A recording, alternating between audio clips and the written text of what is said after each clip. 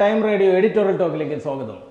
ഇന്ന് നമ്മൾ ചർച്ച ചെയ്യാൻ പോകുന്ന വിഷയം, നമ്മളൊരു കാലത്ത് 100 വർഷം മുമ്പ് വന്ന ഒരു കലാരൂപം നമ്മുടെ എല്ലാം തമിഴ്നാട്ടിലായാലും കേരളത്തിലായാലും ഇന്ത്യ ഒട്ടുക്കാണെങ്കിലും ലോകമൊട്ടുക്കാണെങ്കിലും ഏറ്റവും ആകർഷിക്കുന്ന ഒരു കലാരൂപം സിനിമയാണ്.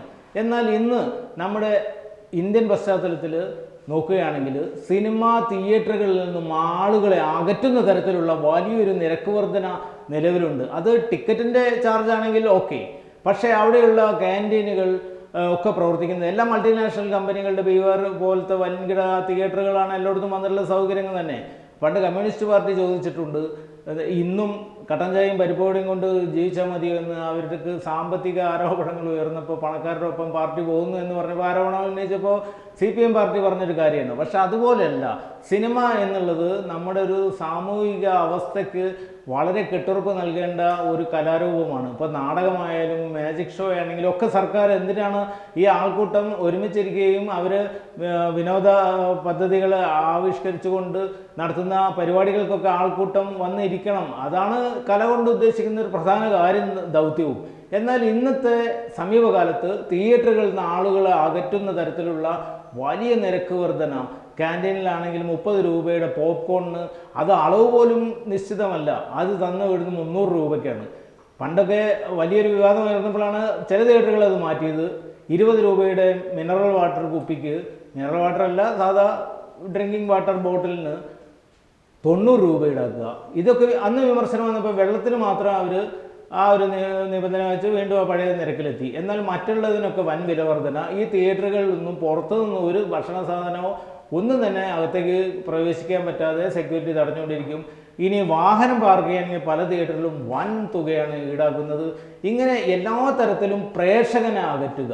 സർക്കാരിന് അതായത് പ്രദേശത്തെ പഞ്ചായത്ത്, കോർപ്പറേഷൻ എല്ലാം നടത്തിക്കൊണ്ടു പോകുന്നത് ഇവിടെ നിന്ന് ലഭിക്കുന്ന നികുതി പണം കൊണ്ടാണ്. അത് മാത്രമല്ല, നമുക്കൊക്കെ അറിയാം, പണ്ടത്തെ നമ്മളൊക്കെ സിനിമ കണ്ടിട്ടുള്ള എൻ്റെ പ്രായത്തിലൊക്കെ ഉള്ള ആൾക്കാർക്ക് അറിയാം, എല്ലാ ഗ്രാമങ്ങളിലും ഒരു തിയേറ്റർ ഉണ്ടായിരുന്നു. അത് അവരുടെ ഒരു കുടുംബ സ്വത്ത് പോലെയാണ്, കുടുംബത്തിലൊരു അംഗം പോലെയാണ് തിയേറ്റർ. അവിടുത്തെ മാനേജേഴ്സ് ആയാലും ആ നാട്ടുകാരെയോ ഒക്കെ അറിയുന്ന ഒരു വലിയൊരു രസകരമായ ഒരു അന്തരീക്ഷമായിരുന്നു ആ ടാക്കീസുകൾക്ക്. ആ ടാക്കീസുകളെല്ലാം പൂട്ടി പുത്തൻ രീതിയിൽ മൾട്ടിപ്ലക്സുകൾ ഉയർന്നു വന്നതോടെ ഇന്ന് തിയേറ്ററിലേക്ക് പോകുന്നത് 1000 പേരുടെ അഭിപ്രായം കേട്ടും റിവ്യൂവേഴ്സിൻ്റെ അഭിപ്രായം കേട്ടും ഒക്കെയാണ് തിയേറ്ററിൽ പോകുന്നത്. കാണുന്ന ഒരു കുടുംബം, ഒരു 5 പേരടങ്ങുന്ന ഒരു കുടുംബം പോകണമെങ്കിൽ 2000 രൂപ വേണം ഏത് സിനിമയ്ക്ക് പോകണമെങ്കിൽ. അതുകൊണ്ട് അവർ സെലക്ട് ചെയ്ത് കാണുന്നു, ബാക്കി ആളുകൾ OTTയിൽ കാണുന്നു. അങ്ങനെ ഈ സിനിമ എന്നുള്ള രംഗത്തിൻ്റെ ആ കൂട്ടായ്മയെ, ആ ഒരുമിച്ചിരുന്നുള്ള ചിരിയും ആഘോഷവും സങ്കടം പങ്കിടലും എല്ലാം നഷ്ടമായിരിക്കും. നമുക്കൊക്കെ, ഞാൻ തമിഴ്നാട്ടിലൊക്കെ സിനിമ കാണാൻ പോയിട്ടുണ്ട്. അവിടെ അവർക്കൊരു വികാരം തന്നെയാണ്. നമുക്കറിയാം, അവിടുത്തെ മുഖ്യമന്ത്രി വരെ ആ സിനിമ രംഗത്ത് നിന്നുള്ള ഒരു രക്ഷകനായ വിജയ് അവർ കണ്ടു. ഒരു പാർട്ടി പാരമ്പര്യമില്ലാത്ത അദ്ദേഹത്തെ മുഖ്യമന്ത്രിയാക്കി എന്നുള്ളതാണ്. അതുപോലെ തന്നെ നമ്മുടെ ഇവിടെ ആ ഒരു തരത്തിലൊന്നും ഇല്ലെങ്കിലും തമിഴ്നാട്ടിലൊക്കെ എന്ന് പറഞ്ഞാൽ രാവിലെ മുതൽ ഒരു സിനിമ കാണാൻ പോകുമ്പോൾ ആ കുടുംബം ഒന്നിച്ചിട്ട് തൊഴിലിന് പോലും പോകാതെ ഭക്ഷണം കാര്യങ്ങളെല്ലാമായി കുട്ടികളുമായിട്ട് വരുന്ന കാഴ്ച കണ്ടിട്ടുണ്ട് പണ്ട്. ഇന്ന് അതൊക്കെ മാറി മൾട്ടിപ്ലക്സുകളിൽ ചെല്ലാൻ വളരെ ബുദ്ധിമുട്ട്, എത്തിക്കഴിഞ്ഞാൽ തന്നെ വൻ തുക ഈടാക്കുക. 1-2 ദിവസത്തെ അവൻ്റെ അധ്വാന ചെലവ് തിയേറ്ററിൽ പിടിച്ചു പറിക്കുന്ന ഒരവസ്ഥയാണ്. ഇതിന് മാറ്റം വരുത്താൻ ഇന്ന് പുതിയ സർക്കാർ നമ്മൾ കേരളത്തിൽ വന്നിട്ടുണ്ട്. വളരെ ചെറുപ്പക്കാരനായ PC വിശ്വനാഥാണ് സിനിമാ മന്ത്രി, സാംസ്കാരിക മന്ത്രി, ഏതായാലും സിനിമാ മന്ത്രി അദ്ദേഹം തന്നെ ആയിരിക്കും. അദ്ദേഹം അത് ഇടപെട്ട് ഈ ഒരു പ്രശ്നത്തിനൊരു പരിഹാരം കാണണം. അതുപോലെ തന്നെ നമുക്ക് അമേരിക്ക പോലുള്ള നഗരങ്ങളിൽ പോലും പുതിയ റിലീസ് സിനിമകൾ ചൊവ്വാഴ്ചകളിൽ അവിടെ റിഡക്ഷൻ റേറ്റിനാണ് ടിക്കറ്റ് കൊടുക്കുന്നത്. അത് കാത്തു നിൽക്കുന്ന മലയാളികളുണ്ട്. അവിടുന്ന് പല സുഹൃത്തുക്കൾ എന്നെ വിളിച്ച് പറയാറുണ്ട്. അപ്പോൾ അത്ര ഒരു സംവിധാനം പോലും ഇവിടെ ഇല്ല. എന്നാൽ ഹോൾഡ് ഓവർ ആവുന്ന സിനിമ പിടിച്ചു നിർത്താൻ വേണ്ടിയിട്ട് പ്രദേശത്തെ ഓരോ പ്രാദേശികമായിട്ടുള്ള ഈ സിനിമാ കൂട്ടായ്മകൾ, അല്ലെങ്കിൽ ഷോർട്ട് ഫിലിം കൂട്ടായ്മകൾ, കാസ്റ്റിംഗ് കോൾ കൂട്ടായ്മകൾ എന്നിവർക്കൊക്കെ സൗജന്യം ടിക്കറ്റ് കൊടുത്ത് കയറ്റുന്നുണ്ട്. അങ്ങനെ സിനിമ പിടിച്ചു നിർത്താൻ ശ്രമം നടത്തുന്നുണ്ട്.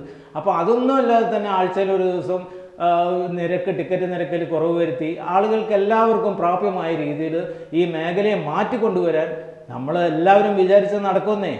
നമ്മളെ മുഖ്യമന്ത്രി ശ്രീ VD സതീശൻ പറയാറുണ്ടല്ലോ, നമുക്ക് എല്ലാവർക്കും കൂടി ഒരുമിച്ച് പ്രവർത്തിക്കാമെന്നേ.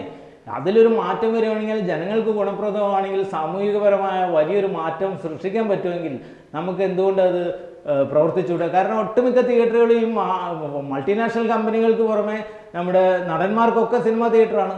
മോഹൻലാലിന് ആശീർവാദ് കമ്പനിയായി ചേർന്നിട്ട് തിയേറ്റർ, അതുപോലെ തന്നെ പൃഥ്വിരാജും ലിസ്റ്റൻ സ്റ്റീഫൻ എന്ന നിർമ്മാതാവും ചേർന്ന തിയേറ്ററുകൾ, അതുപോലെ ദിലീപിന് തിയേറ്ററുകൾ, അങ്ങനെ ഒട്ടേറെ താരങ്ങൾക്കും തിയേറ്ററുകളുണ്ട്. ഇവരെല്ലാവരും കൂടെ ശ്രമിക്കണം. നമുക്ക് ഈ സിനിമാ വ്യവസായത്തെ പിടിച്ചു നിർത്തണം, ഇല്ലെങ്കിൽ ഇത് അകന്നു പോകും.